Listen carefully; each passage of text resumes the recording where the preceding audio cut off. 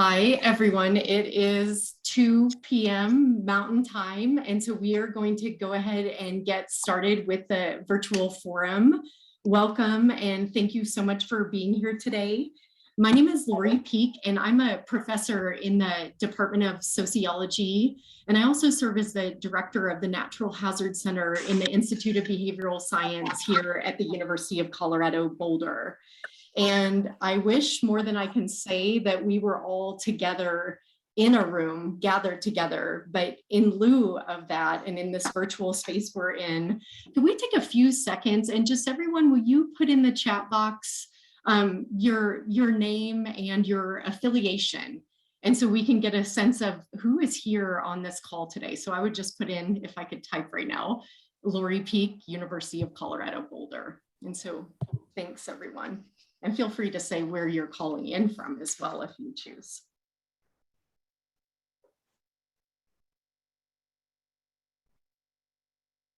Lori, if I may. Hey, Andy. Yes. Oh, absolutely wonderful. So again, everyone, welcome and thank you so much for being here at this virtual forum. One of our major projects here at the Natural Hazard Center, which is actually one of the nation's oldest social science-led hazards and disaster research centers, is our National Science Foundation funded Converge project. And Converge is dedicated to advancing the ethical conduct and scientific rigor of convergence-oriented hazards and disaster research. And one of the initiatives that we've launched through Converge is this virtual forum series where we bring researchers and our partners together in the aftermath of disaster. And today we are obviously all gathered here together in response to the Boulder County fires that ignited on December 30th, 2021.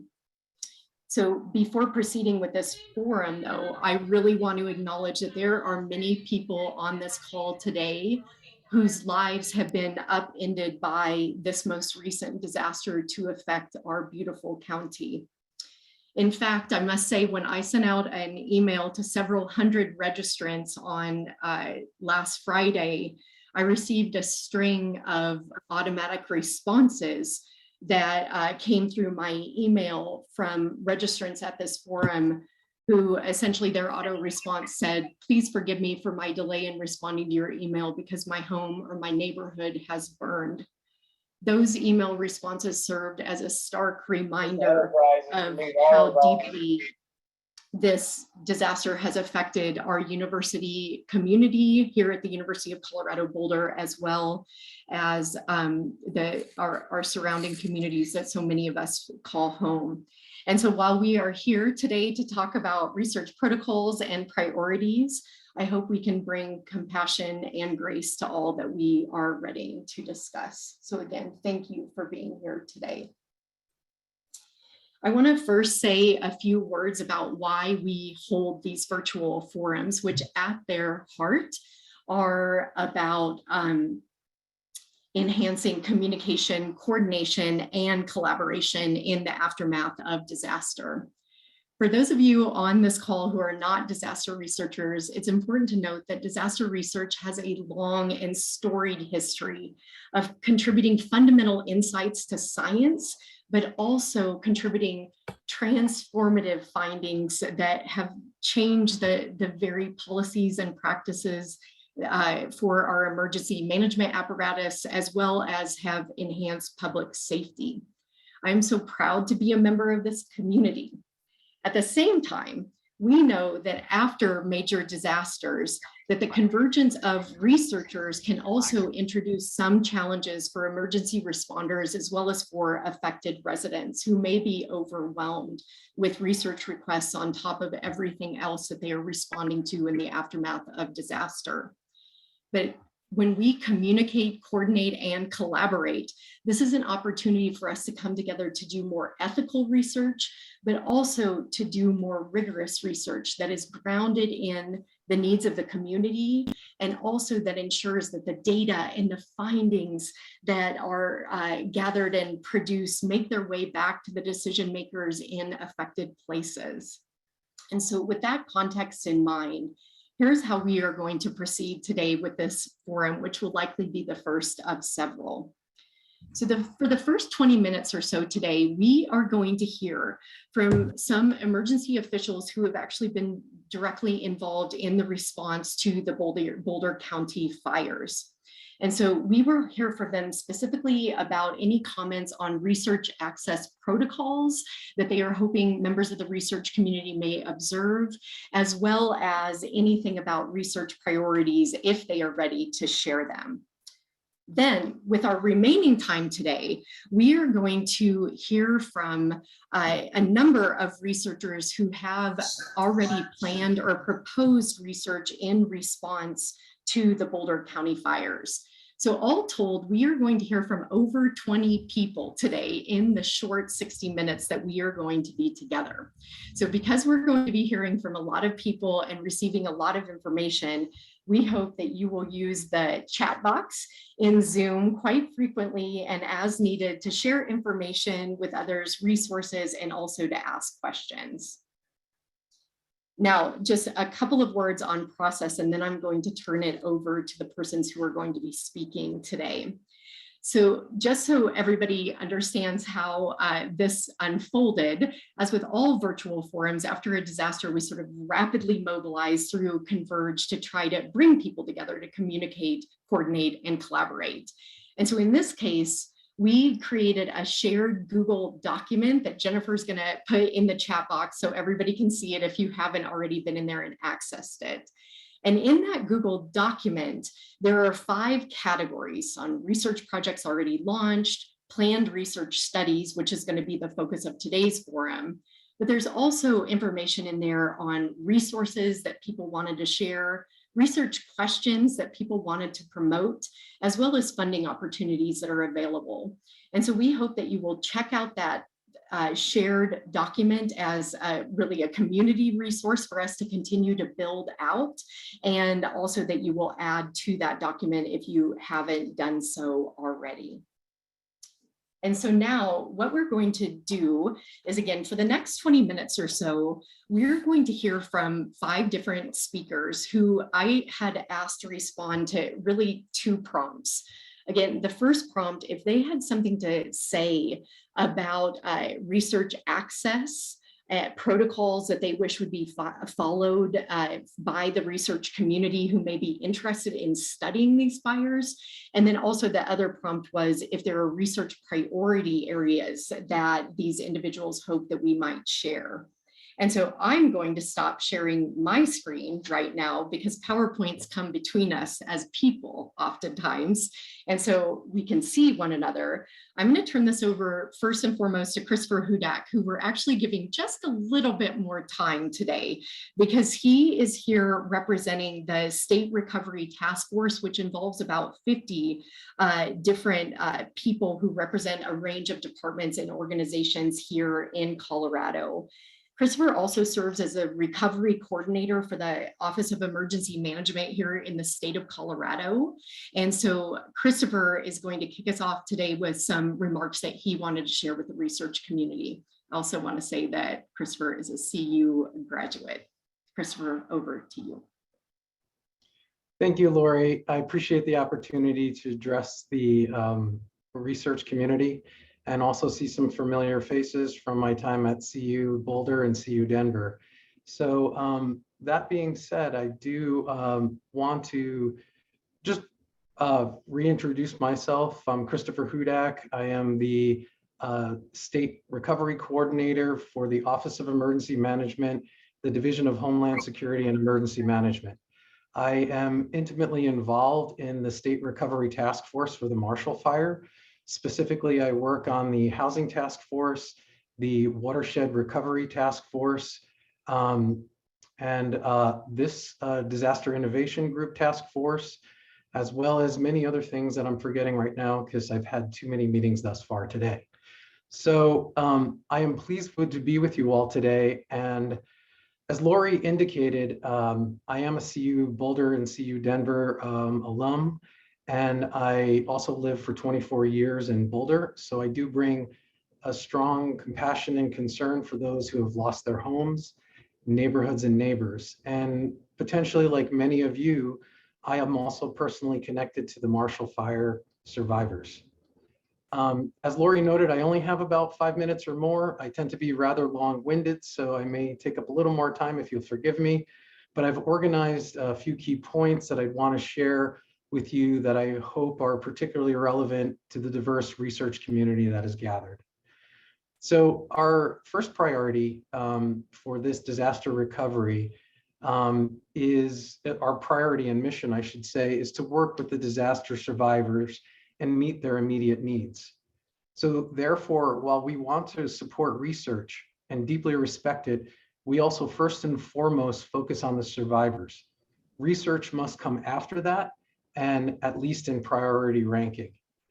I do want to share with you a quote from Mickey Trost, our Public Information Officer for the Marshall Fires and DHSCM, which is the Division of Homeland Security and Emergency Management, our Strategic Communications Director. She has communicated this: homeowners are reaching out to ask that people stop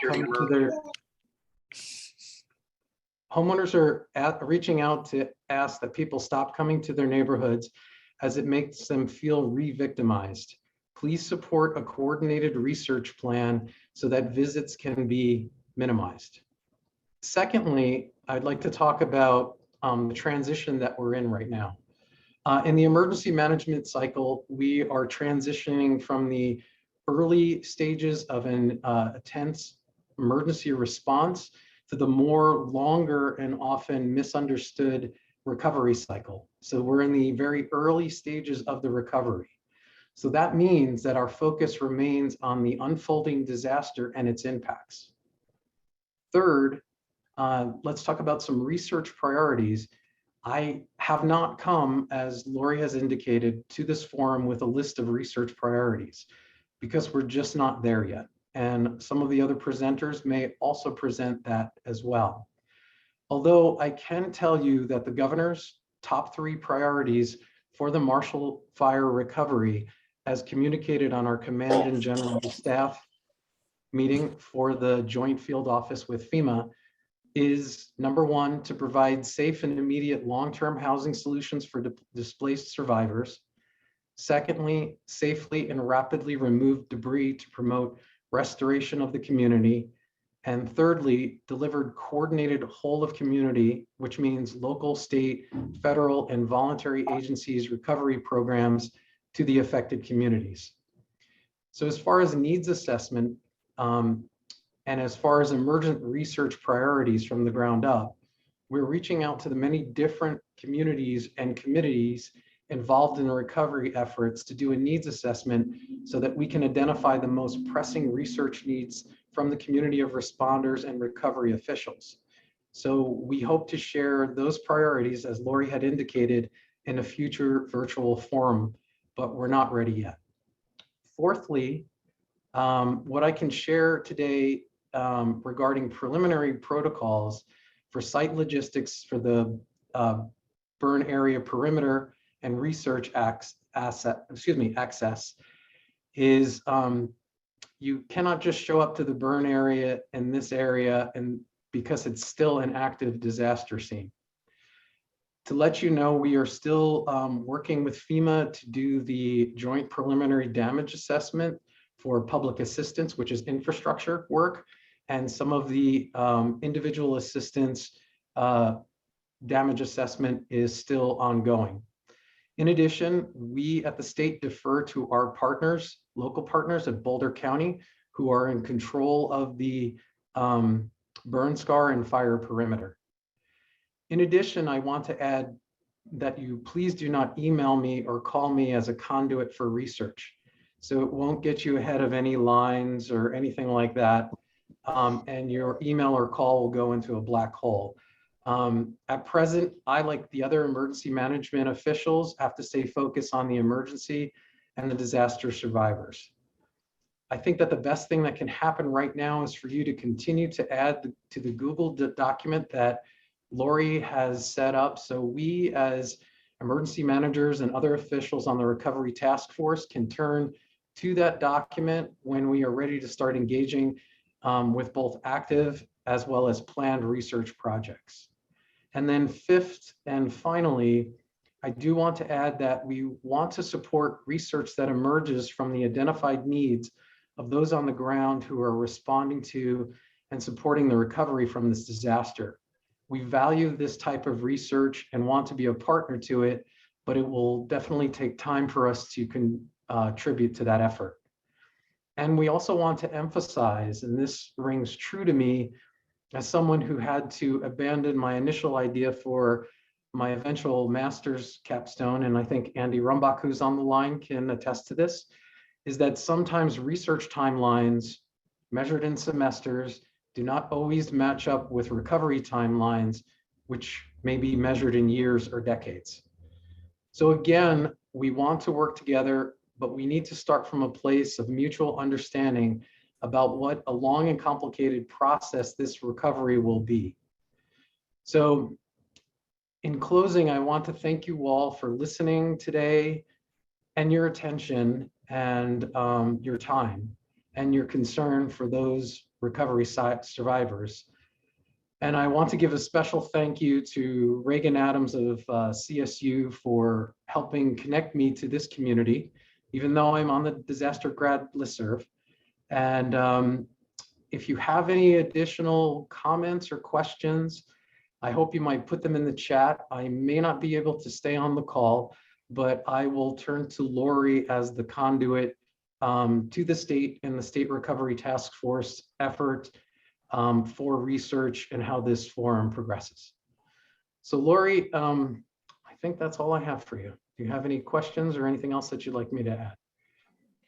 Thank you so much, Christopher. And we know you have been in back-to-back meetings with the Recovery Task Force and all of the different groups you are coordinating. So thank you for taking the time to be here with us today. And again, if anyone has any questions for Christopher, please put those in the chat. And if he has to leave, we will compile those and we'll be in touch with him, not emailing him, to get some responses to those. So thank you again, Christopher. Now we're going to turn for the next couple of minutes to Amelia Brackett-Hogstad, who is actually a planning tech and clerk with the city of Louisville. And soon after the fire, which obviously did so much devastation to the city of Louisville, Amelia was in a meeting, raised her hand and said that she would be willing to help to respond to many of the research requests that were coming into the city.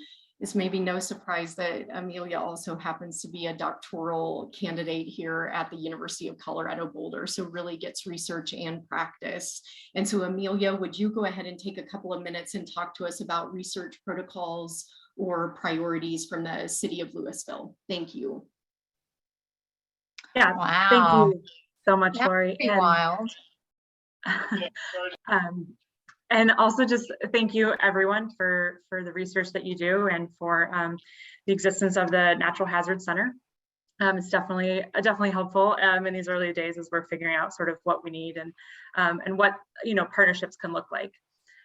So as Lori mentioned, my name is Amelia. I do work for the planning department at the city of Louisville, and I am a PhD student at CU as well. I'm here representing the city as a temporary coordinator for academic research, which is a phrase I made up while fielding all of these research inquiries that we have been getting. So I'm definitely going to be repeating some of the points that Christopher made, but I do hope that I can give you at least a preliminary sense of our unique perspective from the city, even if unfortunately I can't be very specific at this time, sort of as Christopher mentioned. So as all of you studying disaster know probably better than we do as city staff, we are very much in the early days here. It's been barely 3 weeks after the fires. So to give you an idea of the day-to-day in Louisville right now, the city is currently focusing on working to meet the recovery needs of our residents who have been deeply impacted by this disaster. Our staff are investigating hazardous materials remediation and ways to rebuild the hundreds of homes that we've lost. We're fielding records requests, insurance questions, water and utilities issues, questions about playground safety. Can my kids go to the playground? We continue to work on damage assessments for public property and private property, and just all manner of issues that affect, the immediate health and safety of our residents. And that is our top priority.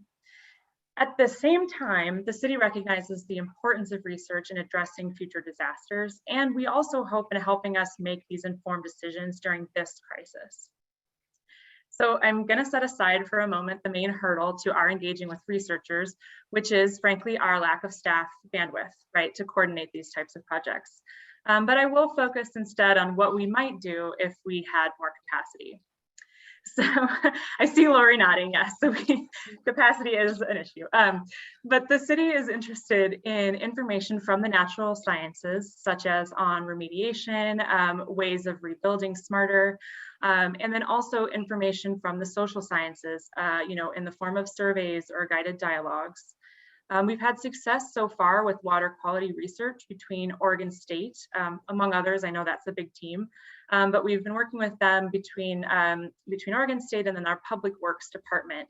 And that has included sharing data throughout the process and a low project management demand on city staff. And those are two elements we hope would characterize any future work that we do with researchers. So for the social sciences, we are interested in learning about the ongoing experiences of our residents throughout the recovery process, particularly around resident retention. These are issues that are going to go beyond the day-to-day work that we are doing to try to help our community recover, but they definitely are the kind of long-term questions that are critical to the recovery process and to our opportunity to maintain our community. And we don't want them to get lost in the immediacy of our other staff priorities. So for now, we are grateful to rely on the coordination of the NHC and that Google Doc that you all have been posting in as we figure out our next steps. I think, like Christopher said, that's probably where we're going to be looking for that immediate way of interacting with the research community. And then in summary, while we hope to help support disaster research, certainly with that broader research perspective in mind for future disasters, we also really hope that we can find opportunities to benefit our community through helping us gather the information we need as a local government, while also, of course, proceeding with deep respect for the traumas and the stresses and priorities of our residents. So again, thank you so much for this opportunity. I really appreciate it and look forward to hearing about all your projects. Amelia, thank you so much for everything you're doing for the city, and thank you for being with us today. And again, if anyone has questions for Amelia, please use the chat.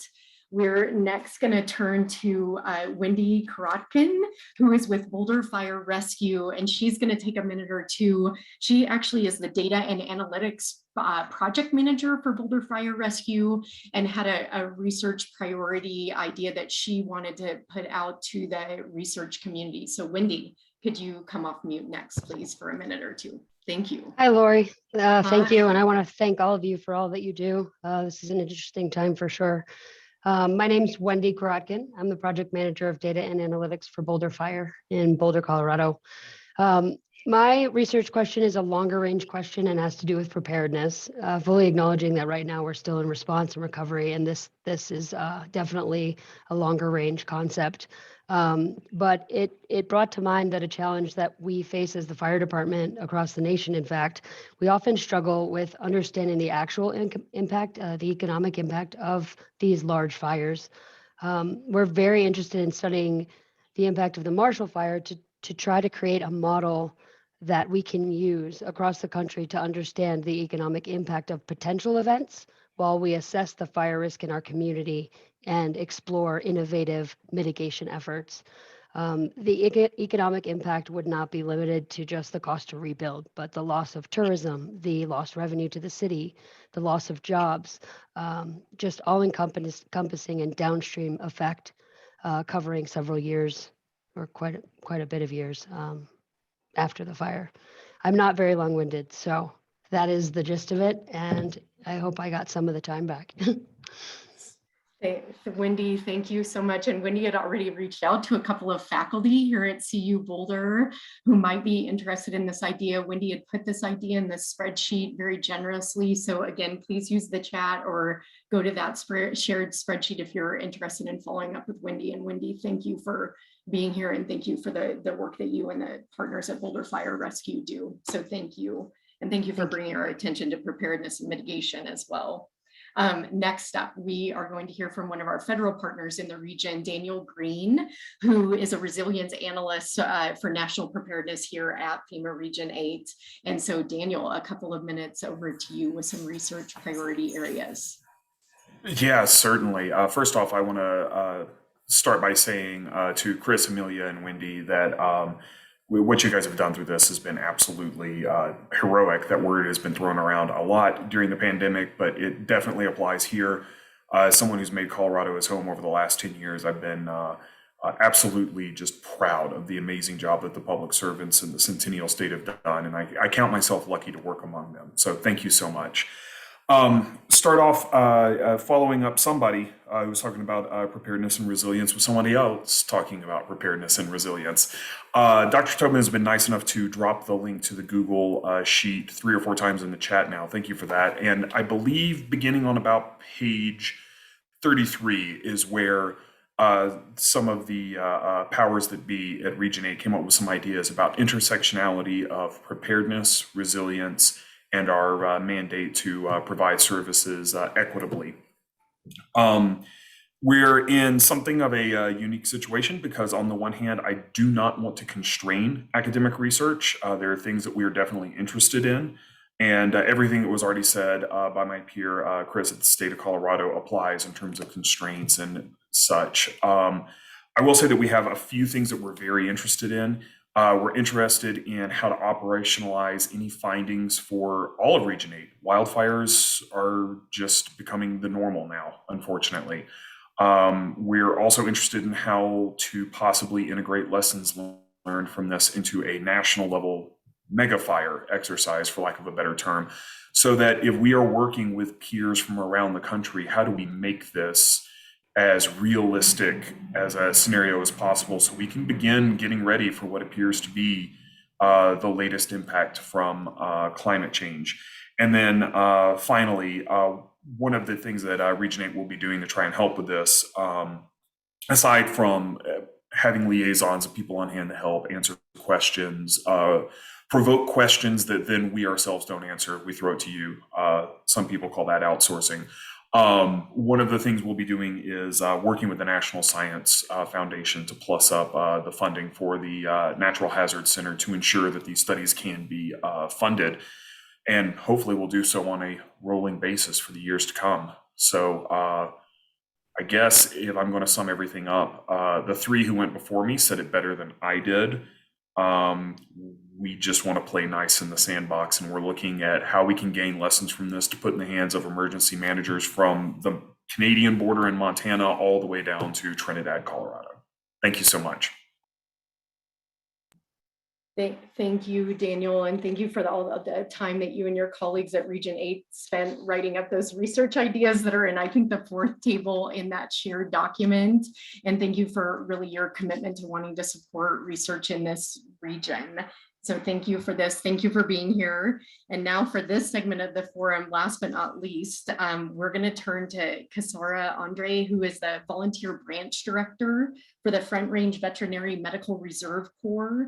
And their team has been providing coordination of community support for Boulder's Office of Emergency Management's response to the Marshall Fire. And Casara has partnered with Leslie Irvine, who's my colleague in the Department of Sociology.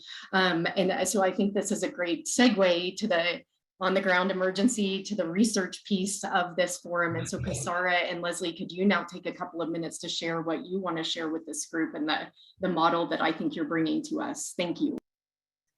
Absolutely. Thanks, everyone. Leslie, do you want me to jump in first, or did you want to start? Take it away, Casara. Awesome. Thanks, everyone. I am a Colorado veterinarian, and Lori, as you said, the volunteer director of the Front Range Veterinary Medical Reserve Corps. Boulder County has done such an amazing job, just again, that heroic piece and just admiration for everything that has happened. our unit was not activated for response within the evacuation zone. What we're really trying to bring to the table is what we're hearing from the community outside of that area. So the ramifications of clinics being affected, displaced families where they now take their pets. So that's really the perspective that we're trying to bring at the moment. So the proposal that the project that we want to start that we're working on with Leslie is first a census of lost, missing, found, but also deceased animals, just knowing what the true impact of this event was on the animal population. This is difficult because there are stray animals, community-owned cats, so no one really owns them, but we still don't know some of those numbers, so that's a challenge in and of itself. We're also interested in looking at the medical impact of the disaster itself, so that might be direct medical need from the fire itself. It might be a pre-existing condition that can no longer be treated because a clinic is inoperable or the family is displaced and don't have a clinic to go to. So what happens to those conditions that were pre-existing but continue to worsen over time? And then long-term effects of having experienced this event on the animals alongside their humans. So I personally am interested in some of the behavioral effects, some of the long-term just emotional pieces from an animal perspective. Canine PTSD is a diagnosable condition, something that we see in animals that are deployed overseas. So that behavioral aspect is something that I'm particularly interested in. And then lastly, the impact on the veterinary professionals, both within the area, if they had a home, if their clinic was affected and now is non-operable, or simply if they are feeling the overflow of that medical need, if their clinic is elsewhere. Additionally, I'll just add in there, as a veterinarian, knowing the number of animals that were affected and in what way, there is a deep degree of professional emotional trauma, knowing what was experienced by those animals. And so how do veterinary professionals process that to still be present for our clients and our patients? So that's what I have. Thanks, Leslie. And way to go having a cat in the presentation. My ever-present webinar buddy. Yeah. In addition to what Kasara just said, I'm also going to be reaching out to animal welfare professionals who were involved in the recovery of lost pets, the reunification of lost pets, and find out how effective our existing process of reporting and reunification is. Way back when I started doing this research with Hurricane Katrina, the belief was that people left their pets behind because they didn't have close attachments to them. And we've learned Katrina was the first one to show that people, because of inequality, often don't have the means to evacuate their pets. And in the Camp Fire, between 6,000 and 12,000 pets were killed because they had to be left behind. And we need to know the numbers in the Marshall Fire as well. Any incident that affects people is going to affect their companion animals too. And my dream, blue sky thinking in the future is, and I have absolutely no training to do this, so reaching out here, I would love to develop some kind of app, some kind of reporting mechanism, some kind of tracking system for the next event so that we can know how many pets are missing from where and things like that. So I'll leave it at that. Thank you, Lori.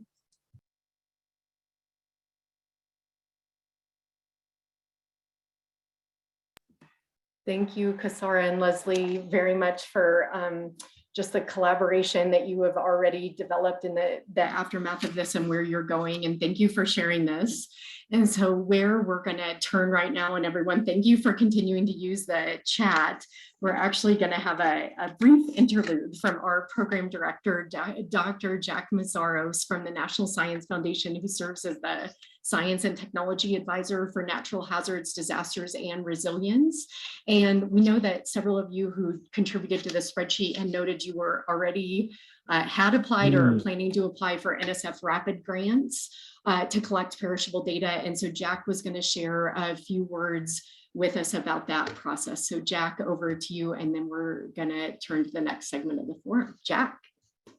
Thank you, Lori, and thank you for doing this and for helping to coordinate with the affected communities. That's going to be important to NSF as we decide what we can fund and how to advise, help others who couldn't participate here to make sure that they're doing their work in an ethical and effective way.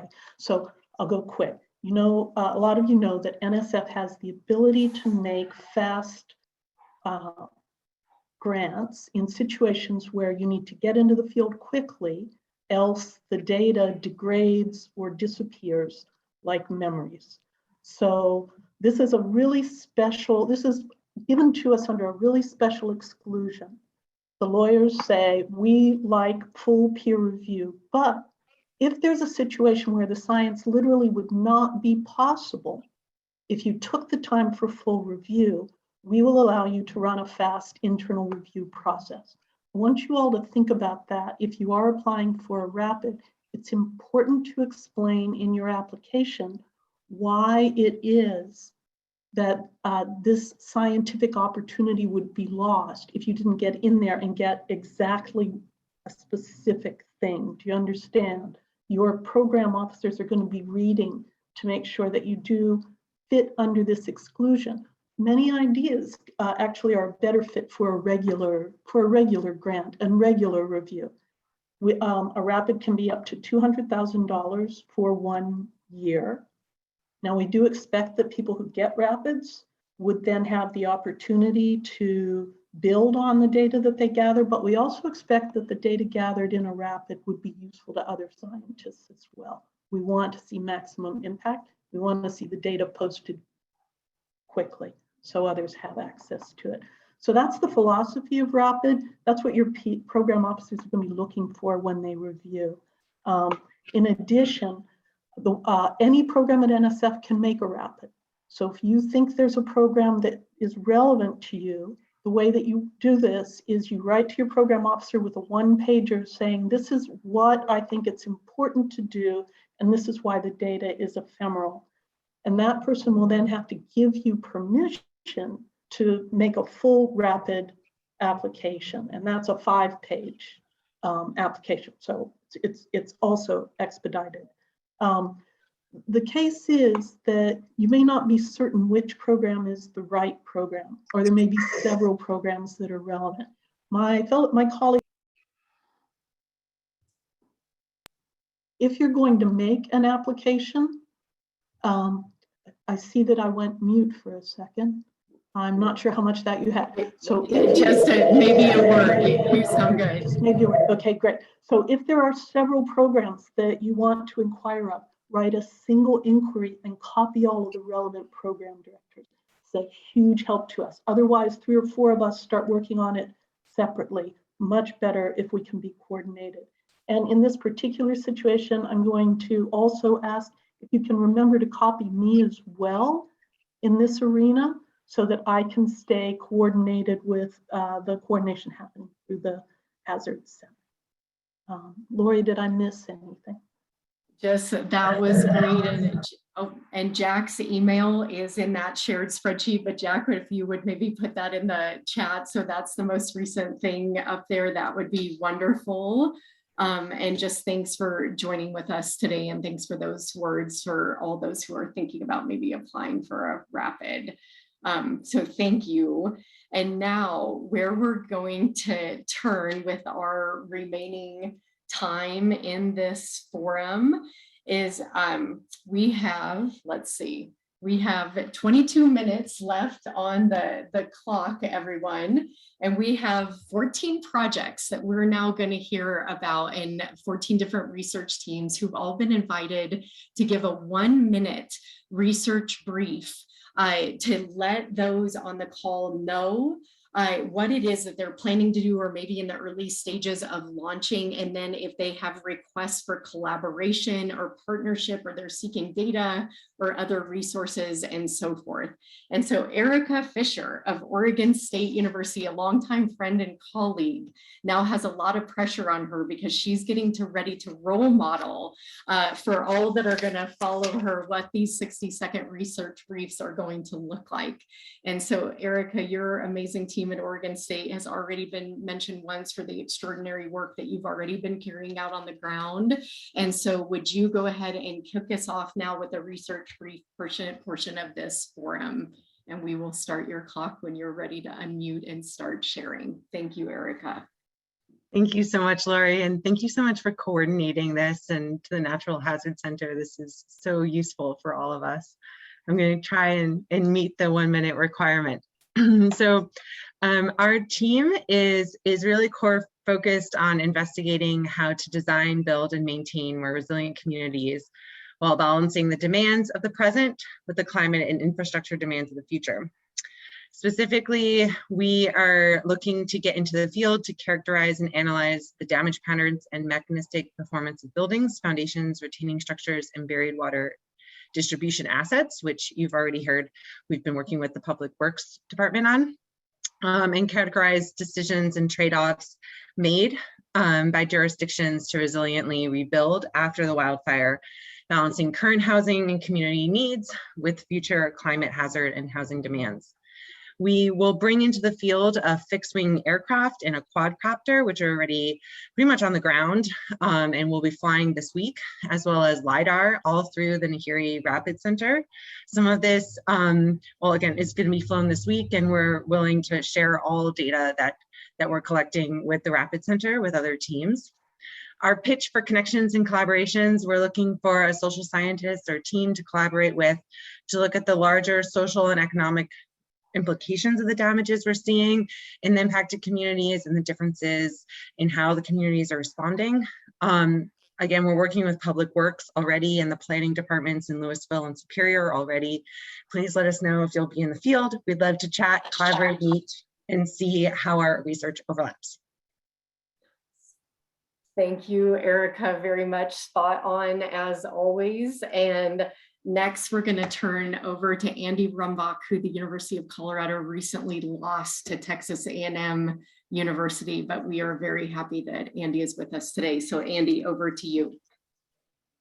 Thanks, Lori. So I'm talking today on behalf of a research team that's led by Desiree Crow, who's at the University of Colorado, Denver, and in the School of Public Affairs, as well as Katie Dickinson in the Colorado School of Public Health, and Elizabeth Albright at Duke University. And I am in the Department of Landscape Architecture and Urban Planning at Texas A&M. So we're a group of mixed method social scientists. We have all worked closely with Colorado communities after past disasters, including the 2013 floods in Boulder County. And so a lot of familiar faces on the call today. Our research project is going to emphasize household and community level decision-making about recovery and rebuilding, with a real emphasis on land use decision-making and land use policy in the wake of the fire. We intend to collect longitudinal data in two primary tracks, first through representative household surveys of the 3 impacted jurisdictions, as well as structured case studies of the 3 local governments who are making these decisions in the near and long term. And my colleague Katie is going to jump on real quick and speak a tiny bit about collaboration. Yep, I've got 15 seconds. So I just wanted to make a pitch for potentially having a survey working group come out of this discussion today. I'm really sensitive as a Louisville resident myself to this issue of overburdening.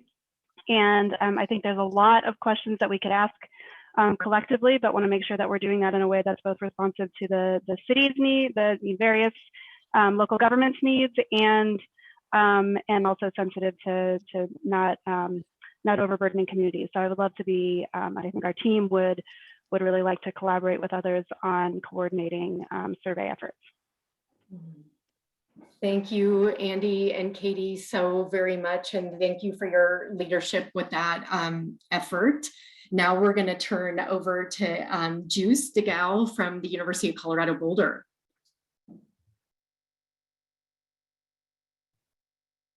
And Juice, we can see your screen, but can't hear you yet.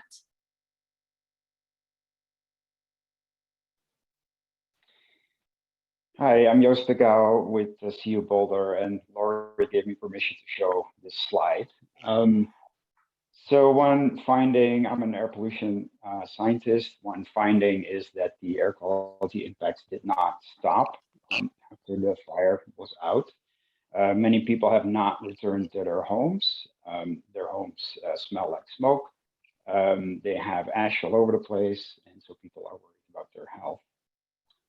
There's also a continuing concern during cleanup of windblown ash that could contain things like metals, asbestos, etc. So with support from Ceres, we've started a study already in Superior and in 10 other homes where we're measuring PM 2.5, VOCs, and many other pollutants. So we've started the study. We're continuing, hopefully with support from NSF. And I also wanted to make a pitch here that, you know, this fire really hit the wrong community. In between all of us, there's so much expertise in Boulder County to address the causes and the impacts of these fires.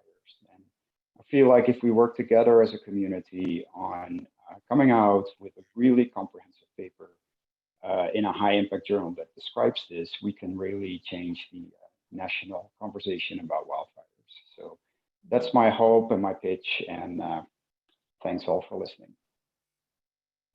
Thank you so much. And we're definitely looking forward to a future forum of hearing about some of the data you've already collected. So thank you for that. And now we're going to turn to Rajesh Kumar with the National Center for Atmospheric Research.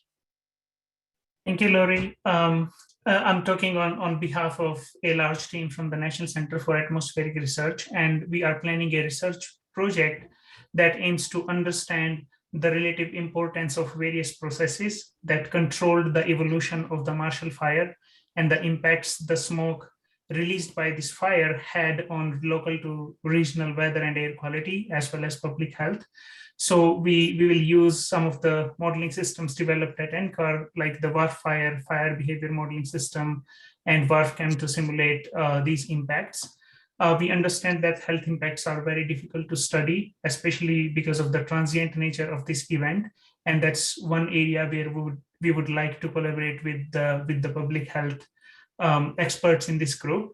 We also see collaboration with this group on including urban fuels in our fire behavior models that are missing in the models. The emissions of chemicals from structural burning, the in situ measurements for model evaluation purposes.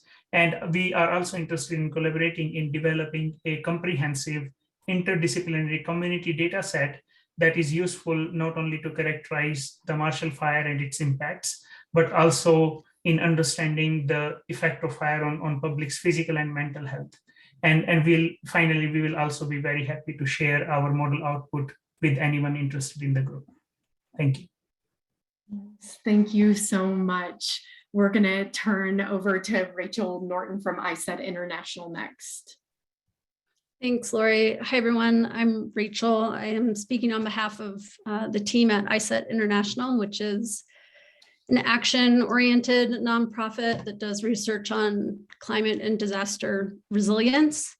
And we have developed with Zurich Insurance this research approach methodology called the post-event review capability, where we go in post-event to understand and examine the resilience challenges and opportunities that exist following a disaster, and to develop recommendations that are really clear and low-hanging based on what we learn from going in post-event to build resilience for future events. So we have done this for fires before. We did it in California, in Canada, and Australia as well, in collaboration with Zurich in those 3 countries. So we're not trying to reinvent the wheel. We know there's a lot of work already out there. So we really are looking for ways to support other teams to build out the lessons that other teams have learned and what we've learned as well, and to try to connect lessons learned across studies, and really to get what we've learned picked up or amplified where we can. So really thinking about that operationalization that Daniel Greene was talking about earlier today. And I will leave it at that. Thank you. Thank you, Rachel, and thanks for bringing your team's expertise here today. Next, we're going to turn to, I hope I'm saying this right, Peter Nell, Levelt, and Eric Appel. Hello, my name is Pieter Leefeld. I will be the only one talking. I will also do the stuff for Eric. So I'm one of the new directors of the National Center of Atmospheric Research. I'm a director of the Atmospheric Chemistry Lab. And I've been asked by the NCAR Directorate to investigate if we could do a coordinated effort within NCAR on having a broader analysis of this drastic wildfire event. So that includes analysis of meteorological conditions. Can this event be attributed to climate change or not? Also study the air quality results, and Rajesh gave quite an extensive explanation of that.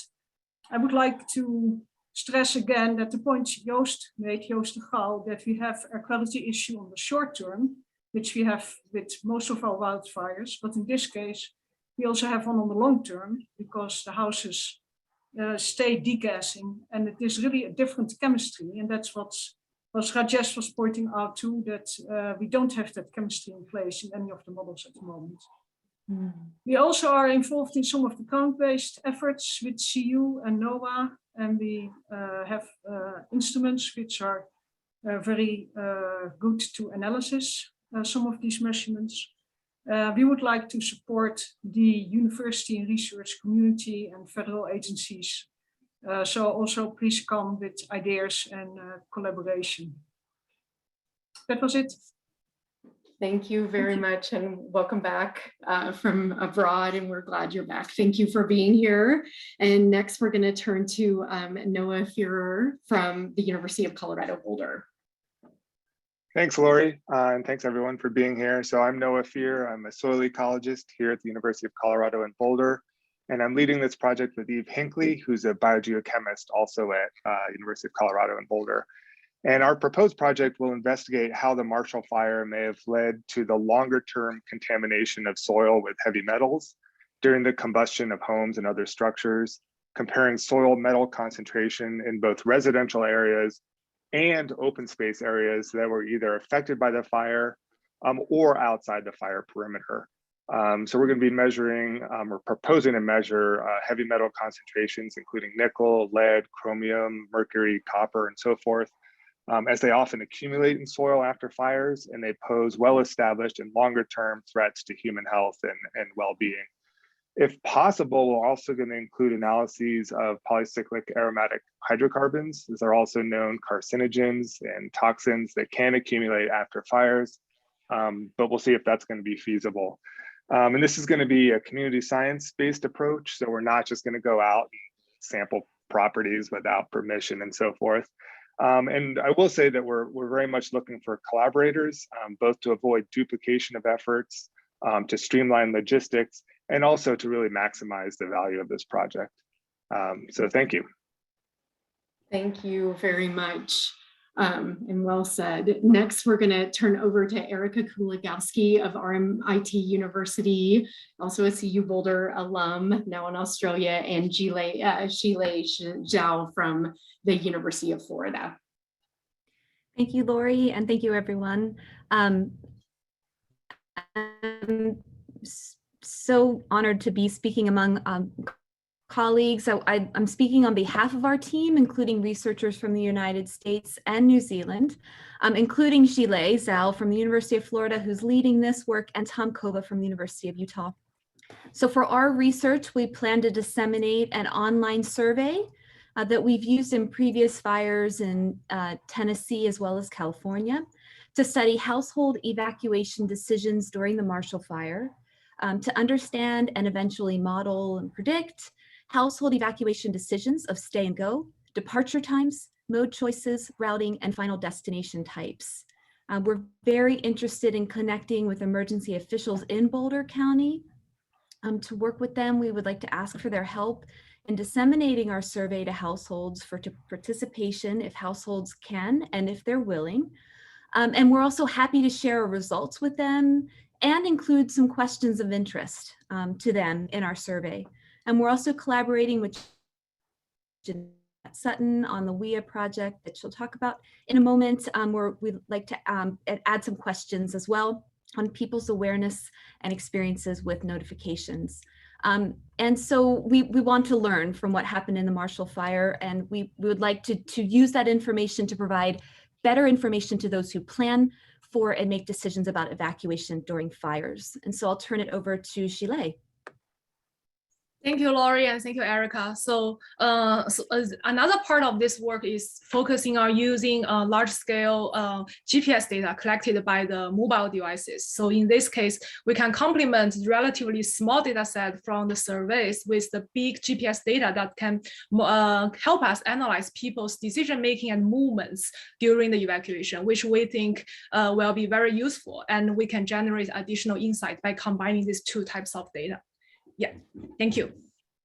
Thank you very much. And we have 5 minutes remaining in this forum and 5 research projects to go. So we're right on spot time. So Jeanette Sutton at University of Albany, also a CU Boulder grad, over to you. Thank you very much. So I'm very concerned about alerts and warnings in general and the use of wireless emergency alerts very specifically. I'm currently working on a 3-year project that's funded through the Integrated Public Alert and Warning System through FEMA, and we're developing and testing messages for WIA systems. So with Erica and with Tom Kova, we will be reviewing historical wildfire events and the alerting mechanisms that have been used during those events, and the barriers that exist to using WIA to reach vulnerable populations in highly dynamic situations, such as this wildfire. We'll be using a database of historical wireless emergency alerts that goes back to 2012. We'll also be reviewing after action reports from wildfire events and coupling that with interviews with local alerting authorities across the country who have sent warnings for wildfire. We'll also couple this with public survey data on alert and warning notifications that are collected through the survey project that Erica just described. So we'll be looking for connections to after action reports from alerting authorities, and also to be connected directly with additional alerting authorities who have warned populations at risk for wildfire. And our aim is to learn how to improve the warning process and messaging for all wildfire events nationwide as we continue to experience these more frequently. Thank you. Thank you, Jeanette. Now we're going to move over to our colleague at Colorado State University, Hussam Mahmood. Thanks, Lori. My name is Hussam Mahmood. I'm a faculty at Colorado State in civil engineering. I'm in the process of submitting a rapid proposal to look at the performance of buildings in general following the Marshall Fire. We are trying to focus on mitigation strategies that have been employed by buildings that survived versus those that did not survive, with the ultimate goal of trying to further enhance modeling approaches that allows us to determine the likelihood of building survival in a wildfire event. So we have developed the models that give us really good perspective on risk of communities to wildfire at the community level, and we think we can now might be able to take it further to quantify the survival likelihood. We're also focused on critical facilities, because there's very limited work that has been done on healthcare systems and nursing homes after wildfires. And so that's one of the areas we're looking into. So I'd love to collaborate with people who I think Rajesh is working on public health and Kusara as well. So I can connect with them. If there is anybody who has data available that would don't mind sharing, would love to talk to you about this data. Thank you so much. Thank you so much, and thanks for being here today. Next, we're going to turn to Caleb Eastman with Winter Winds Robotics. Hi, so I'm the CTO of Winter Winds. We're a women-owned Colorado Public Benefit Corporation based in Longmont. We're here because we care. I'm a former wildland urban firefighter, Sulphur Ranger District. I was involved in the initial Marshall Fire response with Team Rubicon, and we've lived in Louisville for a number of years. We have employees who are evacuated because of it. We submitted 2 research studies this forum. The first one is dome home survivability during significant loss events, and the second is autonomous intervention in wildland urban interface. In both cases, our approach is to use available data to model the fire spread, as well as the built environment in the area. We'll simulate the propagation supported by the measurements during the event. We're looking into how to improve home construction methods, as well as whether the deployment of autonomous assets within a specified capability class have mitigated fire spread, given the speed of the fire movement and when and how those assets should be deployed in scenarios like this. We are looking to collaborate with experts in fire behavior modeling, civil engineering, and autonomous systems.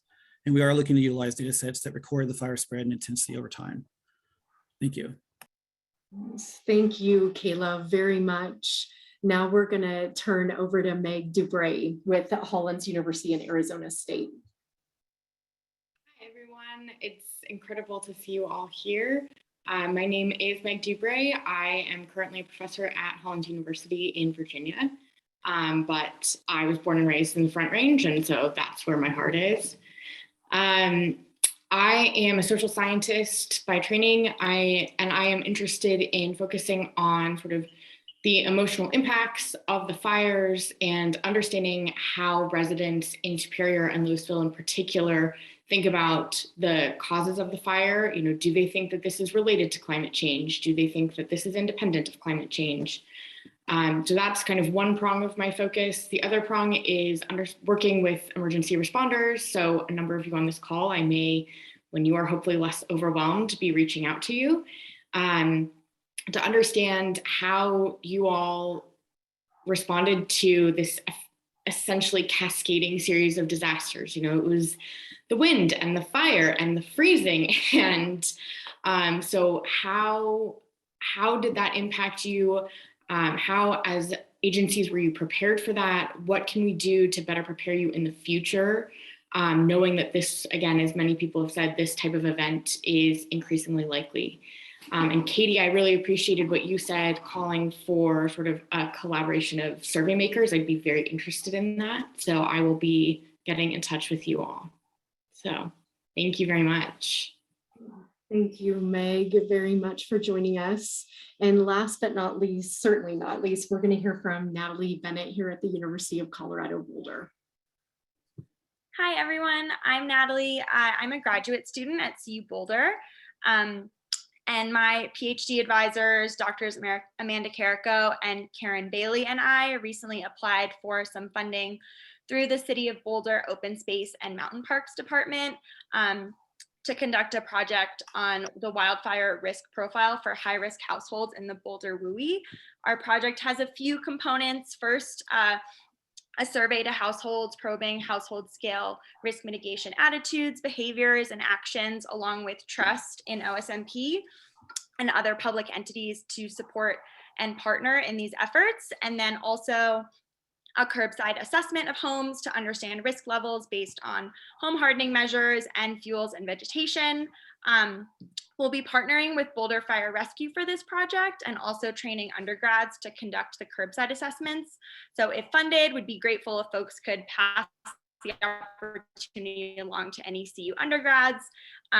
And also more generally, I'm currently working on a similar project in Jefferson, El Paso, and La Plata counties of Colorado. So we're generally interested in collaborations with folks conducting similar work in different communities, as we think there's a lot of transferability.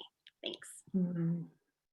Absolutely, absolutely. Thank you, Natalie, and thank you for rounding out a really extraordinary group of research studies. And so we are at the end of our time, everyone. And so just to close this particular forum out and to identify a couple of resources and next steps, we hope those of you who are new to hazards and disaster research will check out the Converge training modules, which focus on a number of topics we think will be of interest, like how to collect perishable data, cultural competence in hazards and disaster research, and working with vulnerable populations, for example.